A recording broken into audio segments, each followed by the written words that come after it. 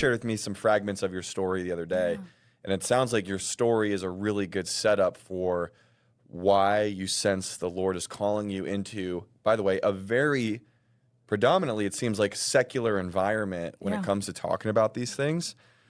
And how God is using you to help bring healing, deliverance, and redemption for people who have been subjugated to this, or people that might be struggling with it themselves. So can you share a little bit about your testimony before we get into the details? Absolutely. Absolutely. So I grew up in an Islamic household. So growing up, my perspective of life was that I was here for a certain amount of time. And during my life here, I needed to satisfy these pillars of Islam. They're just works-based in order for me to earn salvation. So up until the age of 23, I thought I could earn my way into heaven.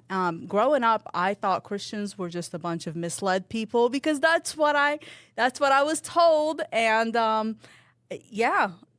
and I thought that they just needed to come to the faith, to Islam.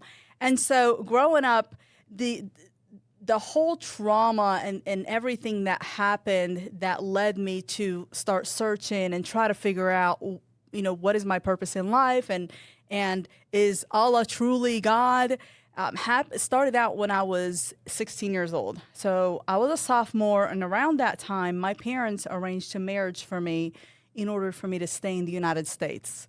So it was a sham marriage, and what they said was, hey, we're taking you to the courthouse, and you're going to get married to this guy. You have a seat in the courthouse. Because, as I'm retelling the story, I'm getting flashbacks. And, we got to the courthouse. It was a cold room. I sat down, and I saw my dad signing papers. Now I know it was emancipation papers because, what 16-year-old can get married? I meet this guy who's supposed to be my husband now, just for purposes. And I remember my mom was so she was very adamant, do not kiss him on the lips. And I'm thinking, I'm going to stand in front of this guy and get married to him. And so what are we going to do? What's going to happen? And it was just, oh my gosh, you're going to get married to this guy and you're going to come back home, go back to school like nothing happened. And that's what happened. Okay, hold up. This is...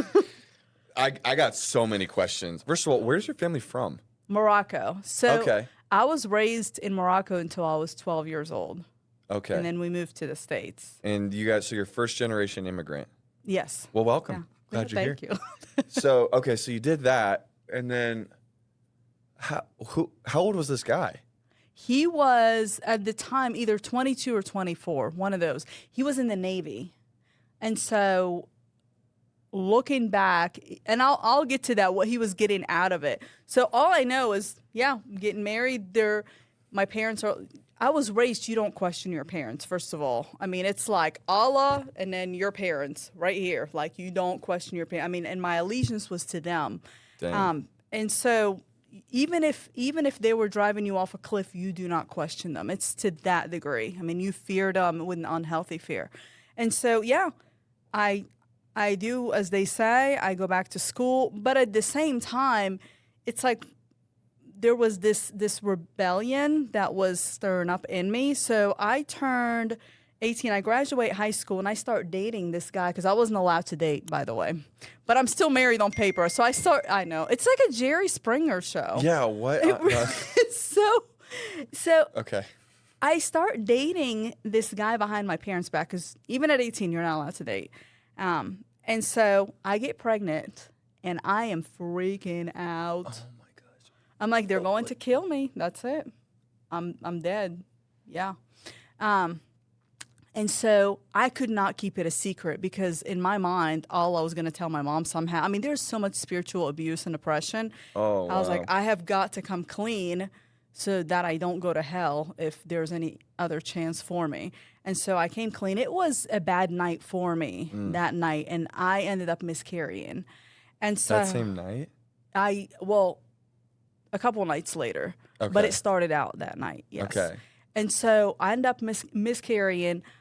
I leave the house, and I move in with the guy, and a couple months later, I get pregnant again. And so at this point, my parents are freaking out. They're telling me, you know, Allah is going to, they're like, you're going to hell. Allah's sending you to hell. So as a Muslim, Muslims do not believe that a baby is a baby at conception. They believe at 4 months, then an angel from Allah comes and breathes life into that baby. That's what they believe. So they were trying to get me to have an abortion prior to that 4-month mark. period. Yes. They were like... How did they come up with that conclusion? You know, I have no idea. If you enjoyed that clip and you want to watch another video like it, you can just click right over here. Or if you want to see my other channel, Directed Life, full-length interviews and really deep conversations, you can click over here.